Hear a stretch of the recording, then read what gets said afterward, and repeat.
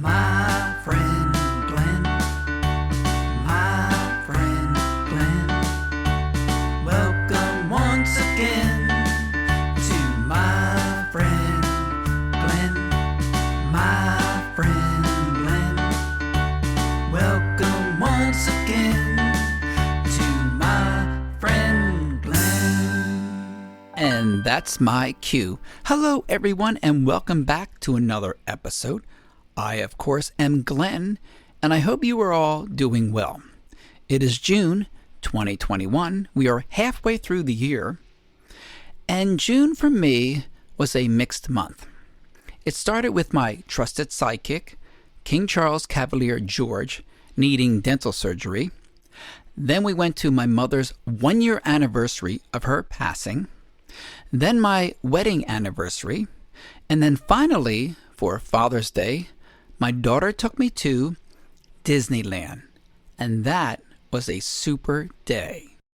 And then on June 21st, International Yoga Day, that's yoga, not yogurt day, I got to speak to a longtime yoga teacher who will give us a little history about yoga and insight into what those poses are really all about. But before we get to that, I want to tell you about something new I tried. For my birthday, I bought myself an Apple Series 6 watch. I got the red version. And what I like about it is, well, besides all the cool things it does, I've been enjoying the Apple Fitness app. Now, when I got it, I didn't subscribe to it right away because I just did my own exercises. It kept track of my heart rate, my calories, how long I've been exercising, especially for my outdoor walks. Then I thought, well, 3 months for free, and free is one of my favorite words, let me give it a try. And wow, I am really glad I did. Okay, so I'm looking at it right now. It gives me a summary of what I've been doing, how long I've been doing it. I got these little reward badges, and then all the fitness videos are great. They range from like 5 minutes all the way up to 45 minutes. Most of them, you don't need any equipment.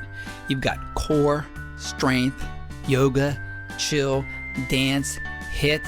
They have different instructors, different levels. And what I also like is when you're doing the exercise, they have an option to do something less strenuous. And since it's all on your phone or your iPad and with your watch, I mean, you can do it anywhere at any time. So I highly recommend, and I am not paid to say this, the Apple Fitness Plus app. Of course, the iPhone and the watch too. Alrighty then, and now on to my conversation with... This is Christine Stein, and I'm going to have a wonderful interview with Glenn. And today is International Yoga Day. But is that new, International Yoga Day? You know, I think 2 or 3 years ago, Prime Minister Modi, he went to the UN, you know, the Prime Minister of India, and he talked to them, put his thoughts about how yoga really did at first come from India, right, for centuries and centuries ago. And they voted, and this is International Yoga Day now. So I think maybe, is this the 3rd year, something like that? Okay. Now, it's not to be confused with International Yogurt Day. Oh, I don't think so, Glenn. No. Okay, Chris Stein. Now, start at the beginning. When I've taken your class before, yes, you always start with an invocation to Patanjali. Yes, we do. There are a lot of systems that do start with that invocation because there's a very important book called the Patanjali Yoga Sutras. Okay. The word sutra is the word meaning like verse, or it actually means thread. So there are these aphorisms, very short aphorisms about a yogic life, different moral principles, you know, like truthfulness, nonviolence, cleanliness. And then there's, you know, different chapters on how to practice yoga. I mean, there's a lot. It's very psychological also, how to live one's life according to yoga philosophy. And it was written by Patanjali. And I think, you know, sometime in BC, he was born. So I'm not really quite sure. There's no real definite date about that, but That's why we acknowledge him. When we do an invocation, it's not a prayer. It's just respect, Mhm. respecting someone who wrote this beautiful book that yogis read, written in Sanskrit, and it's just lovely. Now, when you're talking about yoga, we're talking about traditional Indian yoga where it started, correct? Yes.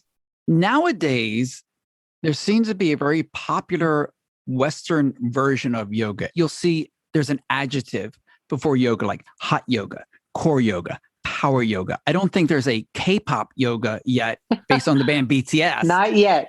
but I wouldn't put it past them. You're right. No, me either. Since you have studied traditional yoga, and I want to talk more about your association with Iyengar, is it diluting what yoga is, or is it good that people are doing yoga, no matter what you call it? I think, BKS Iyengar, he always felt that anybody who even touched yoga, not that he would teach it, maybe hot yoga or name it like that. He always taught traditional, the traditional asana, the very traditional poses. Right. And the breathing. But, I don't put that kind of yoga down because after a certain time, if people start getting serious as time goes on, they may really want to know more. Right. And they may start really delving into, all right, what are these poses about? Right now, it's fun. I'm having a good time. I'm listening to music during it and all that, and it's all the same poses, right? Right. It depends on how you're doing them, the alignment. And, yoga is such a deep, deep subject, Glenn, that you just keep delving deeper. Mm-hmm. So even if someone, loves doing yoga to music and who knows, K-pop and, over time, you start wanting to really know, what is this science? So deep. I want to know a little. I found that to be true. Now, one thing I like is that you teach Iyengar yoga, and it's spelled Iyengar. What is unique about Iyengar yoga that you teach? Anybody who does yoga, it's all the same poses, right? Downward facing dog is downward facing dog, right? Triangle pose. It's the way. That's what really drew me to Iyengar, to BKS Iyengar, the way he taught. I felt with his detailed instructions, Mm-hmm. Instead of the teacher maybe just showing the pose and saying, do this, his words, his detailed instruction, the understanding of what the pose is about. What is the medicinal benefit? And how do I do that pose? How does someone do the pose who may even have an injury, Mm-hmm. who may be very stiff? Yoga is not just for someone who's super flexible, young, can do anything. Yoga's for them too. Right? Yeah. Yeah. I meet so many people who say, I'm too stiff. No, that is perfect then. You should come on. The thing I liked about, again, taking your class is you hold the poses longer. Why is that? Well, sometimes we hold the poses longer. It's not true that every time. That's the beauty of Mr. Iyengar's method. There's no just, okay, we just hold the pose long. No, it depends. I know a lot of flow classes that hold the poses really long. Right. It's not really about only that. It's about the detail. It's about, Mr. Iyengar used to say that yoga practice is meditation in action. So when we are in a yoga pose, you are bringing your awareness, what he used to call spreading the consciousness everywhere. I'm working on what to do with my legs. Mm-hmm. I'm working what to do with my hips. I'm making this architectural structure, right? Right. It's an architectural structure of energy. So you go into, say, like a triangle pose. Right. You may hold it for a short time. You may hold it for a longer time. It's not like we just hold it long. In life, we all need a little help once in a while. How about get inspired, learn to meditate, be a well-being coach, be part of a global community? Check out Deepak Chopra's new app, the Chopra app. It's for the iPhone now, soon for the Android. So go to chopra.com/app and check it out. Now, you've studied with BKS. He has passed, correct? Yes. Yeah. And he was quite popular here in the States, from what I understand. He came over and he did a lecture at UCLA, Yes. and I heard it was phenomenal. It was like 3,000 people went to take his beautiful lecture. And, they have an East-West wing in UCLA. Okay. So we did many studies there. Study on depression, study on back problems, irritable bowel syndrome. Mm-hmm. We've done studies, and it was BKS Iyengar who gave all of the sequences, because yoga is also a medicinal science. Right. So, for instance, someone has irritable bowel syndrome. Well, UCLA wanted to help those people. Mm-hmm. So they have a East-West wing where they acknowledge the body-mind-breath connection and healing. Mm-hmm. That's why they invited him to speak about his book, Light on Life, when he came to America. And you can get the book on Amazon. It's such a beautiful book, Glenn. It was one of his last poses on philosophy, on his life, what he thought about yoga. Because, someone who's in their 90s Yeah. and has been doing yoga since he's been 12, Wow. he has a lot to say. Yeah. It's not only about his yoga poses. Mm-hmm. It's about the whole philosophy of a yogic life. Yes. And who he really was. So yeah, it's a beautiful book, Glenn. It's called Light on Life. Okay. And you can get it at Amazon too. And I'm going to get it so I can get educated more about his life and what he's done. And now you have studied with him, correct? Is it Pune, India? It's called the place that he was always working and teaching, Pune, Pune. Okay. Pune, and that's South India, near Bombay. Okay. So he had his institute there, where we would come, teachers or students would come and stay for 1 month, 2 months, 3 months, and when he was there, we could really learn from him and study, take classes, and he's quite an amazing person. He would practice with everyone in the room, right?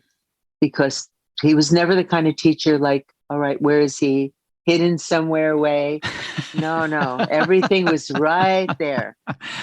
That's great, because he wasn't like a guru. He doesn't sound like he was a showy person. He sounds like he was a down-to-earth person just wanting to help people. 100%. Yeah. What was the energy like when you were there? At the Institute? Oh, just beautiful.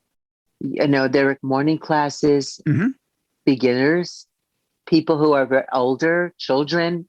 The whole place is just, I don't know what year it was, maybe in the 60s. He built a beautiful, beautiful building that had 8 sites representing the 8 limbs of yoga. Oh. And it has 3 floors.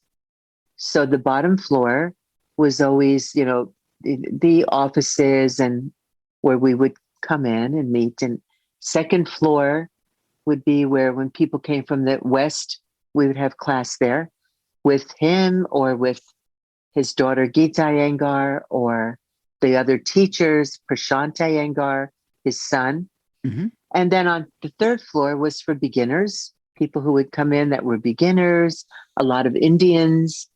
It was just a place that was full of yoga all day from morning to night. That's like yoga paradise. It just sounds great. For us, it was a yoga paradise. And BKS Iyengar was there. And then every day we would have our own practice. You would go into the hall from 9 o'clock to noon, and you would do your own practice. And he would be there also. Wow. Sometimes he would teach everybody. Sometimes he would help someone. If he was really helping someone, he would tell everybody to gather around and learn something. Right. It was just really, really, it's beautiful. And it's still going on today. Now, who has carried on his teaching? Did you say his kids? Who are his children? His son is Prashant Iyengar, and he teaches every day. And then he has his daughter, Sunita, also teaches. Okay. Gita Iyengar has since then passed away. Okay. And now there's many, many teachers that teach that have been with him, Glenn, since they've been children. Right. And now they're in their 40s, 50s, 60s. Wow. Yeah. So to be touched by his teaching, and now, there's so many books, recordings that his method of yoga is just just moving on. That's what we're doing. Yes. And I think it's wonderful. Thank you. What drew you to yoga? Well, I'm a child of the 70s, right? Late 60s. Chris, I was there. Actually graduated from Kent State University. I don't know if you remember when they had The shooting. the shooting. I was right there. Really? Yeah, it was really an intense time, right? Ooh. Wow. Vietnam War. Right. Kent State was one of the main schools that really, were very politically active. Uh-huh. All those Abby Hoffman, and just it was really intense. So at that time, I became very interested in. I was an English major. Oh, so was I. You were? Yes, I was. See? Yeah. So obviously, didn't you love reading about Emerson, Thoreau? I mean, Thoreau read Bhagavad Gita every single day. What is the Bhagavad Gita? It's the Bhagavad Gita is the Song of God. It's the main text in India. It's a text that was sung by Lord Krishna. Okay. Within the text is philosophy of life, why we're here, born, how to live life, all those yogic Eastern philosophy. Mm-hmm. So, I became interested in that. Right. And then, yoga started becoming a little popular. Right. I would getting some books on yoga. Mm-hmm. And then when I was in Los Angeles, I went to the BKS Iyengar Institute in West Hollywood in 1985 or something. Okay. And what was your experience like there? Well, I had done other kinds of yoga. Mm-hmm. And then when I went there, I felt like, oh my gosh, now I'm really feeling what these poses are about. Because like we said, Glenn, the detailed instruction. Right. Right. Mr. Iyengar, taught us that yoga is a physical science. Mm-hmm. Each pose has wonderful medicinal benefits. Mm-hmm. I mean, then it's also an art because it's so beautiful. Oh, yes. But it's also a philosophy. Mm-hmm. So you just get, you just understand, wow, this very ancient science. I really learned what it was about at the Iyengar Institute. So, are you excited about trying some yoga? How about starting online at yogaworks.com? You can find my guests there, other teachers, other styles, different levels. It's all online at yogaworks.com, and they have different membership levels. So check it out, yogaworks.com, and tell them my friend Glenn sent me. Yeah, right now we're on Zoom only. But if anyone wants to really even learn beginning classes, anything like that, they look under IYILA, Iyengar Yoga Institute, Los Angeles, right? IYILA.org. Mr. Iyengar loved going to every country. He would go to Israel. He would go to, he would teach in India. He would teach Muslims. He would teach every denomination. His very, very last place he went to was China. Oh, okay. And then we started teacher training in China because the people who came to see him in China, that was his very, very last place that he visited. Mm-hmm. And the people, the students, oh my God, they just loved Iyengar yoga. You could see why, right? They're very traditional. Yes. They love tradition. They loved it. We talk about prana. We talk about life force. They've always talked about chi, that kind of energy, the chi.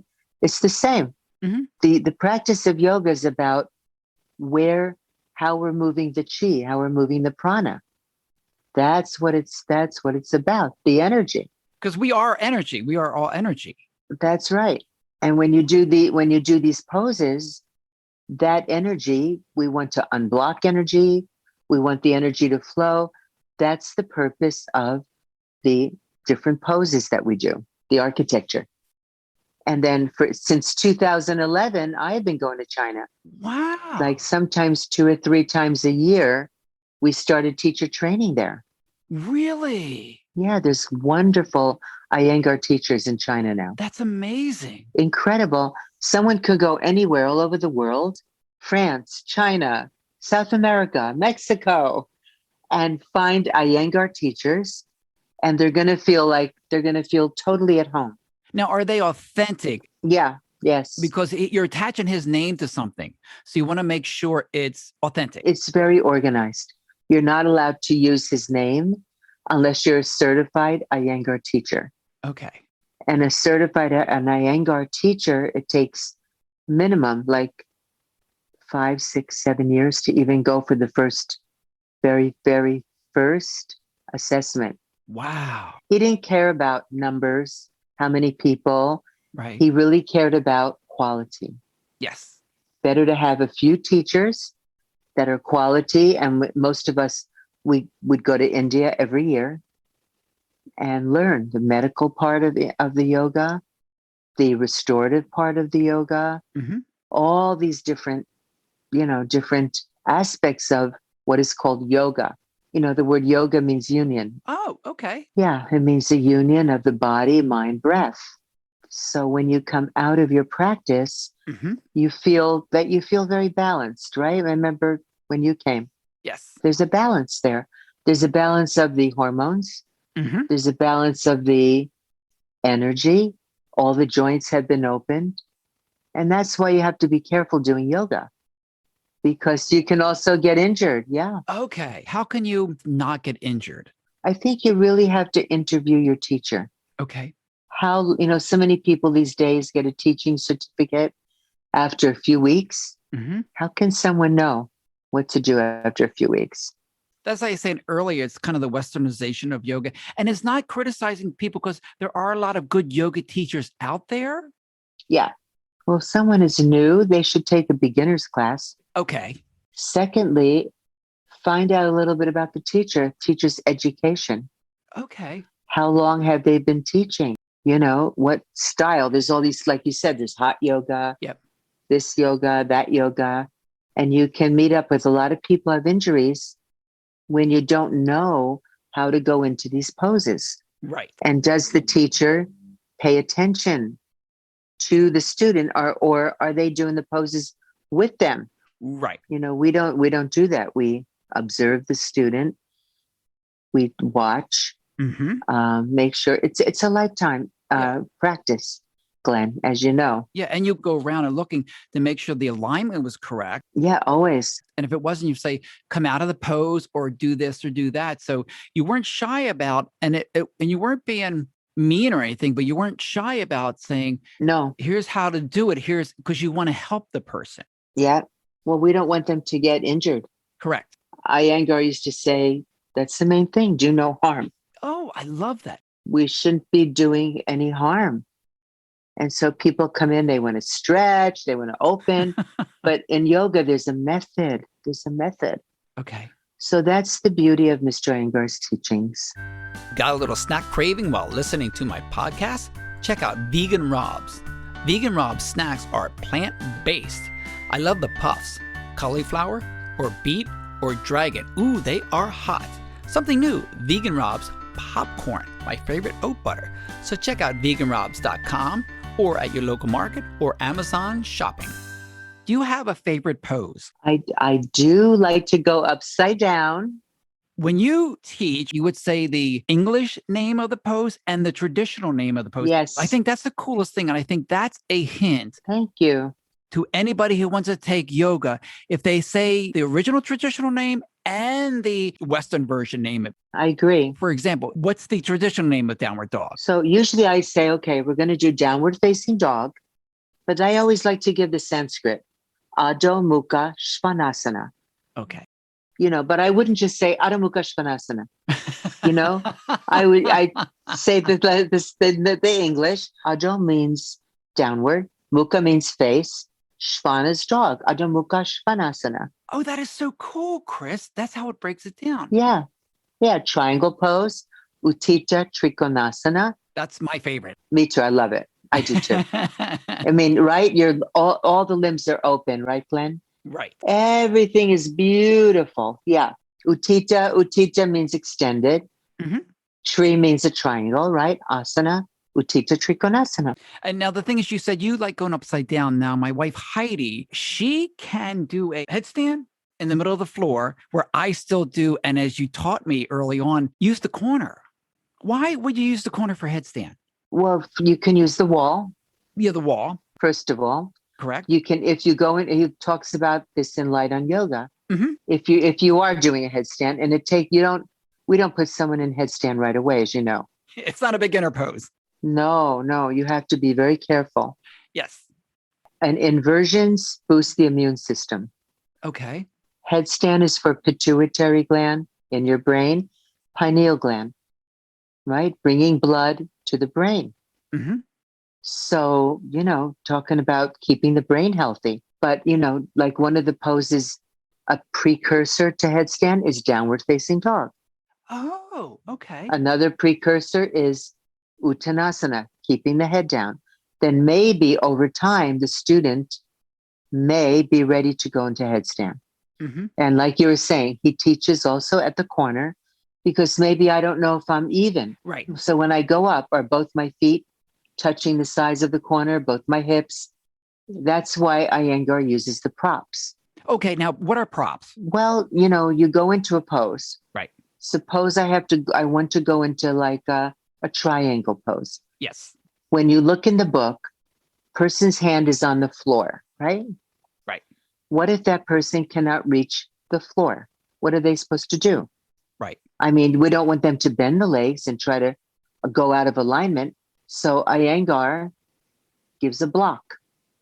The block is raising the floor to you. Oh, okay. So the block is only the floor raised. So you put your hand on the block, Mm-hmm. and the person is in the proper alignment. Oh, you would wonder, like, why are people using blocks? Like, what's the purpose of it? And most people probably don't have a clue why they're using or what's the meaning or what it's doing for you. That's a very good observation. We explain that in the class. Okay. The pose may actually be something without a prop. But then if you see that a student is stiff or injured, has an injury, do we start pushing them into the pose? No. So with a prop, maybe using a belt, a block, wall, chair, that person is going to get the exact same benefit of the pose as a person who doesn't use anything because they're in the proper alignment. Okay. All right. Well, that's really good to know. And I encourage people listening to get out there and find a Iyengar teacher. Thank you. Or go to your website. Thank you. Got a little craving for a burger and side of fries? Maybe you don't eat red meat. Well, check out the plant-based menu at Veggie Grill. Nachos, a Reuben, a tuna melt, desserts, salads, chicken sandwiches, all at Veggie Grill. Check out the app and you can get rewards for free meals. VeggieGrill.com. Now, before we go, I'd like to have a little fun. So I have some random questions for you. Sure. In the morning, when you get up, what is the first food you consume? I drink lemon with water. Okay, why is that? That's an Ayurvedic thing, cleanses the system. It's a part of the yoga system too. Okay. In India, they're called Ayurvedic doctors, naturopath, homeopathic. So one of the things is it's very nice to have warm lemon water. That's the first thing. Now, one of the most popular doctors who teaches that, I think, is a Deepak Chopra. He's known for teaching Ayurveda. Oh, yeah. Mm-hmm. So if people hear that, well, what does that mean? Then you go, Deepak Chopra. Yeah, Deepak Chopra. Yeah. Most people go like, oh, I know who he is, and they can associate. Yes, absolutely. Okay. Now, it is International Yoga Day, June 21st. Yes. Now, here's the question for you. Last year, as we know, a worldwide pandemic, 2020 was tough for you because? Actually, it wasn't tough. We just went right on Zoom teaching yoga. If you know how yoga practitioners are, they're not going to stop their yoga, Glenn. Right. That's like either every day or a few times a week. So right away I got on Zoom. I'm still in my studio. In fact, in YogaWorks, I teach at YogaWorks as well. That's online, correct? YogaWorks is all online? Right now. And soon we are going to start opening a little bit. It's called YogaWorks. Okay. That's where I met you. Yes, that's right. You and your wife, Heidi. Yeah. So they were not all, they also went on Zoom. Mm-hmm. Now they're going to start to open up a little bit. So really? People will be able to, yeah. That's great news because I love going there because it popularized yoga studios, but Yeah. it wasn't like a McDonald's chain. No. You could go there and you could learn Iyengar yoga, but you would get authentic, real certified teachers who had been practicing and studying and teaching their type of yoga for many years. Completely right. Like they had different forms, maybe Ashtanga, maybe flow, Iyengar, but they made sure that those teachers Yes. had really had good education. And again, the whole point was do no harm. Yes. So students could come in. Do you remember the studio that was on Main Street? Yes, I do. Well, what people don't know who are listening, Main Street is in Santa Monica, California. Yes. There's the Main Street studio and there was a Montana Avenue studio. But you're saying the Main Street studio in Santa Monica is still active? That's the only one they kept. We're going to be opening a little bit, but we're also going to have Zoom. It's going to be a hybrid. So if anyone's interested in Yoga Works, look it up, yogaworks.com, because yoga works, right? Hey, is that I never thought That's about why. that. Yes. I never thought. I was trying to figure out why is it called Yoga Works? Because it works. Really? That's it? Yeah. I never knew that, Chris. Because Yoga Works. Yes, is like, that's right. I just learned even more from you. It's like, oh, that's what Yoga Works is. I love it. Before we go, one more time, how can people learn more about Iyengar yoga? If they want to contact me, my website is 108yoga.com. And my name of my studio is Govinda's Yoga Studio. Okay. Can you spell that for people? Sure. Gov, V as in Victor, IND, D as in David, A. Govinda's Yoga Studio. And then I can guide the person to any yoga institute, Iyengar, Yoga Works, whatever they need, whatever I see is going to be best for them to begin. That's fantastic, Chris. I really appreciate your time. Thank you, Glenn. I hope I see you back in class, Glenn. That would be great. Well, it looks like I have a to-do list. I'm going to get the book Light on Life by BKS Iyengar on Amazon, the Kindle version, of course. Then I'm going to check out yogaworks.com and take some classes. Of course, stick with my Apple Fitness Plus exercises. And then you have a to-do list too. Go to any of our sponsors and tell them you heard about it on My Friend Glenn. My Friend Glenn, welcome once again to My Friend Glenn. And that's our show.